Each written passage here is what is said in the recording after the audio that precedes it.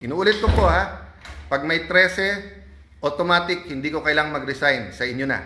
In fact, tinitingnan ko lang day by day, week by week lang na matuloy lang itong mga hearing at maumpisahan lang. Baka naman yun lang ang trabaho ko. I'd be more than content to go. The day that God uses people to tell me na meron na kaming napili to lead us. In fact, sinabi ko na rin sa 12, gawin yung kandidato ang bawat isa sa atin dito, sino po ang gusto ding maglingkod sa ating bansa. But my mission right now is for the truth to come out. Again, hats off kay Senator Jinggoy Estrada. Napakatagal ko na po siyang kilala. We have our run-ins. In fact, may mga ibang nagpo-post ng aming mga disagreements in the past.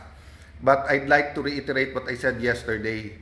Yung sinabi ni Senator Jinggoy na may ebidensya siya na talagang pinipilit siya lumipat at ang kapalit ay kanyang freedom at walang kaso, that's not hearsay to me because narinig ko mismo yung conversation.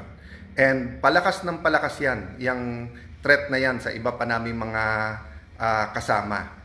So, dun sa 11, maybe some of them have a reason na mag-ingay, lumaban, i-discredit yung Blue Ribbon kasi especially pagdating dun sa 18 Marines, nabanggit din ang pangalan nila, allegedly nahatiran din ng malay-maleta. Having said that, dun naman sa inyo na mga tinatakot lang kasi I know at least one member na tinakot siya. Kasama na namin siya eh. Actually, nung araw, mas bilib ako sa kanya kaso kay Jinggoy. At sinabi nga niya na sama na, siya pa nga nagko-complain. Pero ngayon, nagsasalita pa laban sa amin. But at the right time, we'll talk about that. My point is, we will stay strong, but please pray for us kasi may individual circumstances ang bawat isa and marami kaming hindi kontrolado. Diba? And yung pagdating ng mga witnesses.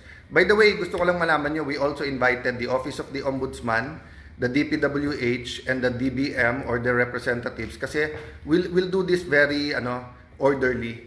We'll find out nasaan na ba investigasyon nila, ilan na ba talaga ang ghost at hindi, magkano ba talaga ang involved dito. So ang daming impormasyon na kailangan maging malinaw sa atin lahat. So magandang tanghali po. Please pray for our meetings today. And ulitin ko po we're not praying that God be on our side. We're praying that we be on God's side. And to listen and to hear the prayer, dapat may basis. And the basis is God's Word. And of course, the basis is yung tamang counsel na dun lang tayo sa tama. Hindi pwedeng kasinungalingan. God bless you all. See you soon.